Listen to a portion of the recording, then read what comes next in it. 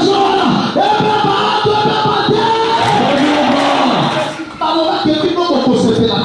Stabilité dans la vie, la vie est beaucoup tâtée.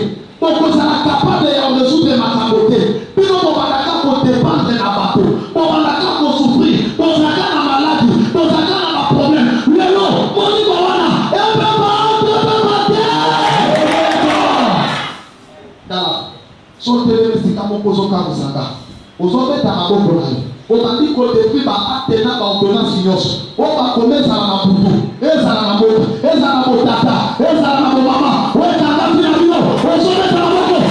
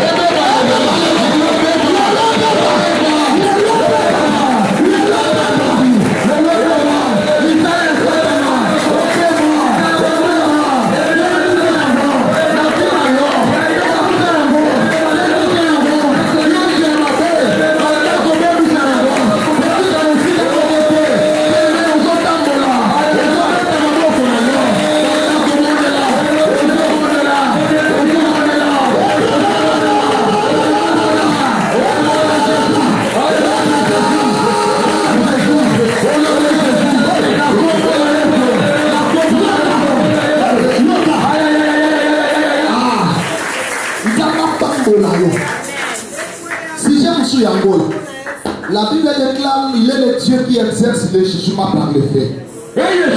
Avant tambo ya kata kesambi selo na moto. Yaya banyoko le opemi. Le moto na zam.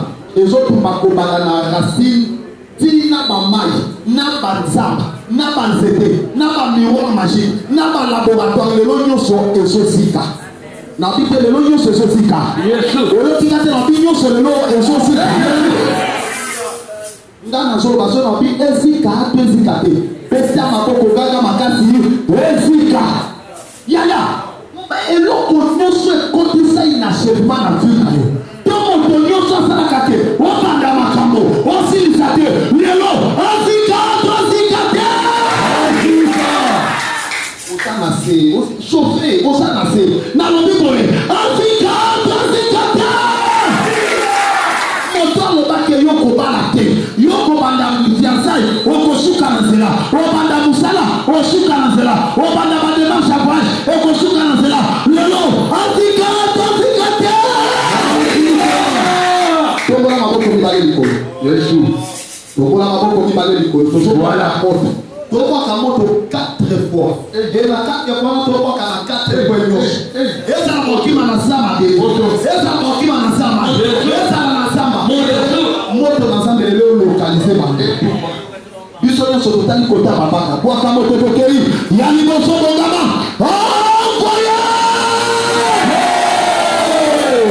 tala université bango moto lelo. Pour la deuxième fois, maboko mibale matili kolo bwaka moto pesa. Ya mibale bwaka. Baluka tala kapela. Lelo mutu akokima azate. Yes. Ezala moto alokaka aza na village natal. Moto oyo na ye lelo. Ok. Muna kuwaza yuwa.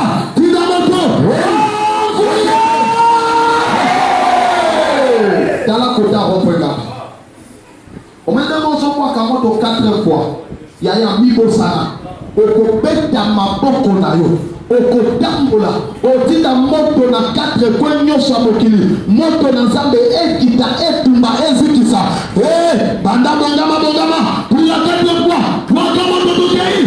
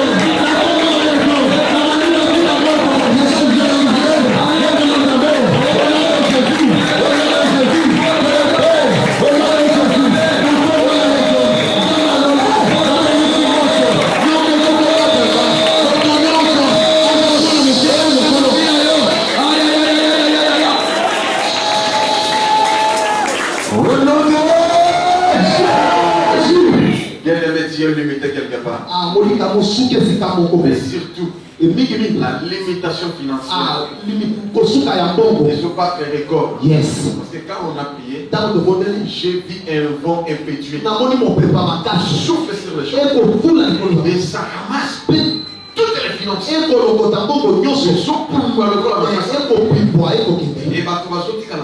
Et yes. Alors, limitation en a. Esprit en a. Yes. Oui, je suis limité en bon. Dans le Bible. Yes. Et son gars, la autre raison de noter.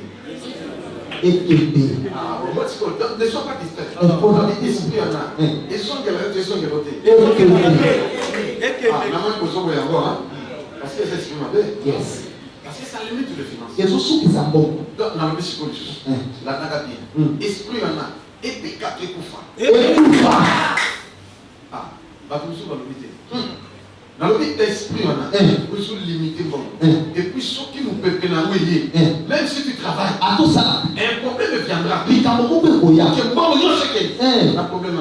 Même si tu as des projets, l'esprit d'inachèvement, il faut y aller. Pour qu'il soit achevé en boutique. Les lots dans le pays. Et vivre ton écouffa. David, ils sont avec elle. C'est que pourquoi? Mais non pas. Pourquoi? Yes. Ah, il semble que je m'en vais. Ayaki tout un bon bébé. Anga pesa yo. Mais est-ce que la chose est a coupé sa tête. Mais à ça non. Alors que je vais ça banane casse. Après ça va c'est un nom. Après ça il me nanda. Quand je vais miette. Esprit en a dans le pays et qui nettoie son. Est-ce que vous acceptez qu'il est là? Et il est sur la terre. Soit si quelque chose. Si vous avez un bon $20, $50, $10, $5. Si vous avez un dollar, Zimba, billet. Oui, vous avez un moyen de il y a même un frère congolais. Yes. Comme ça, esprit en a. La chasse à esprit, il y a même. Il y a ma limitation, il y a mort, toujours dans le monde. Yes. Attends, on dit le nom de Jésus. Attends, c'est quand même. Yes. Mais ceux qui sont malades, au nom de Jésus qui est là. Yes. Vous avez au nom de Jésus qui est mais il y a finance par la Yes. Alors, ceux qui m'ont dit que ça peut nous faire, ça t'a mis facilement. Yes. Donc, on les a offert des églises. Vous avez offert il y a limitation financière et tigayo. Yes. Le bas, amen. Amen. Vous avez sous limité, par copie à bien. Et il y a. Aussi, on a mis $10 au Simba. 10 000 au Simba. 50 000 au Simba. Yes. Aussi, on a $100 000 au Simba. Il y a 500. Yes. Au Simba. Pas millions. Amen. Pas milliards. Amen. Et ça, on a pour la bicho. Pour la bicho. On a pour ça, nous tout.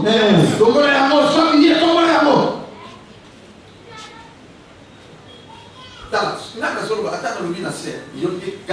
Yes. Amen. Esprit. Où il y a que vous dites ça, pour le mbongo et sanga yo. Yes. Pour nous la limiter la mbongo. Et qui est sont là.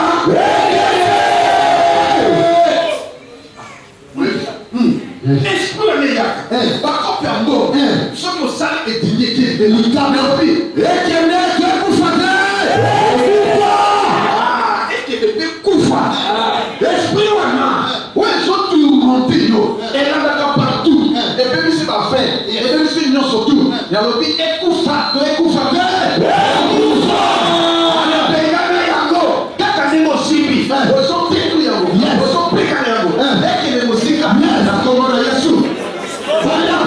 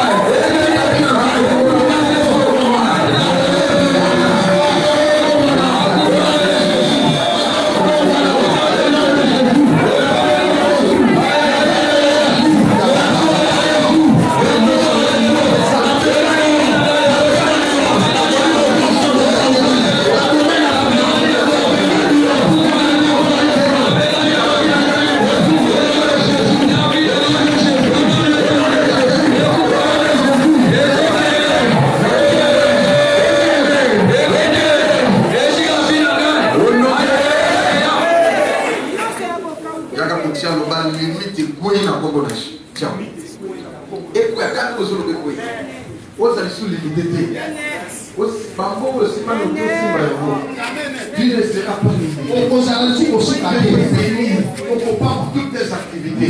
Ce que tu vas faire aujourd'hui, je vais te donner la réussite et la victoire. C'est avec toi. Il va témoigner. Il est vivant. Il va témoigner. Même les gens vont témoigner à ta place.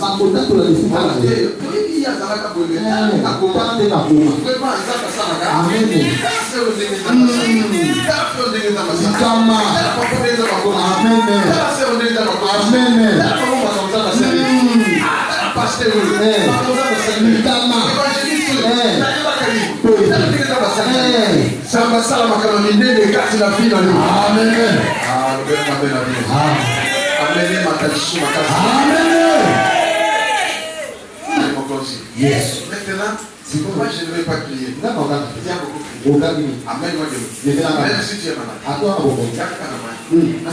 Yes. Yes. Même si tu avais laissé une personne malade à la maison.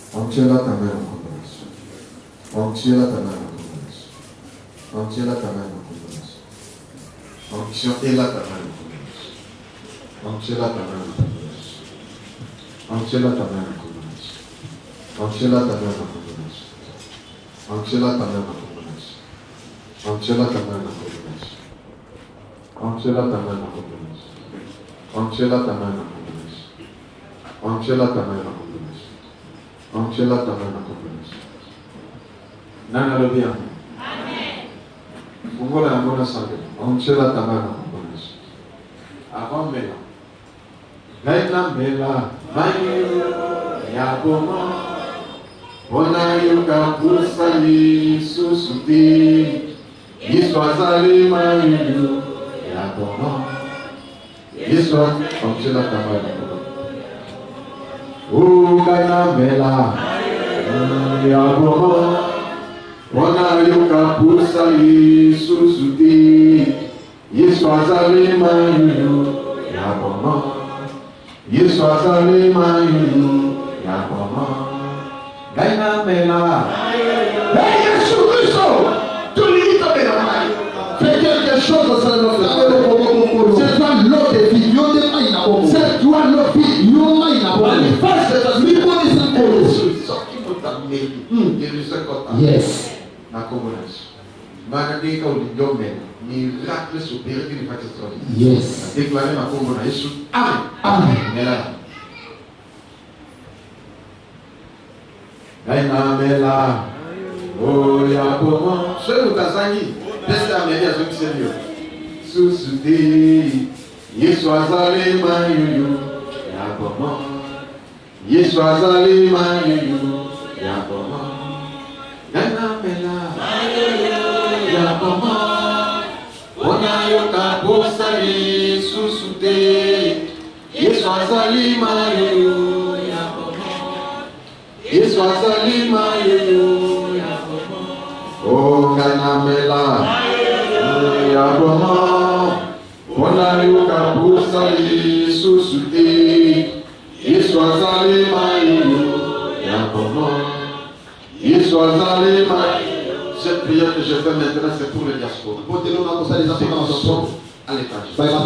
J'ai seulement la bouteille d'eau. Un verre d'eau. Et je fais la prière. Au nom de Jésus.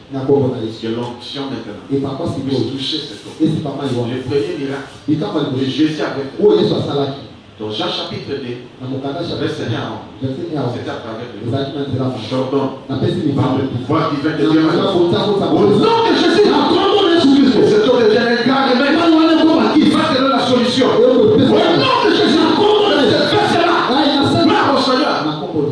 Disons Amen. Maintenant, vous pouvez recevoir. Acclamez-vous au Seigneur. Si tu es malade, tous les gens qui sont malades. Hier, il y a des gens qui étaient venus témoigner. Aujourd'hui, il compte cette heure qu'on avait fait hier. Yes. Alléluia. On n'avait pas touché personne. Mais la prière seulement. Pour vous montrer que ce n'est pas moi. C'est lui. Qui? C'est Jésus-Christ. Touche l'autre. La main de l'Éternel n'est pas trop courte pour sauver, ni son oreille aujourd'hui, Dieu vous a entendu. Et ça même maintenant, c'est manifesté. Au nom de Jésus, c'est fait la guérison. Et la délivrance. Au nom de Jésus,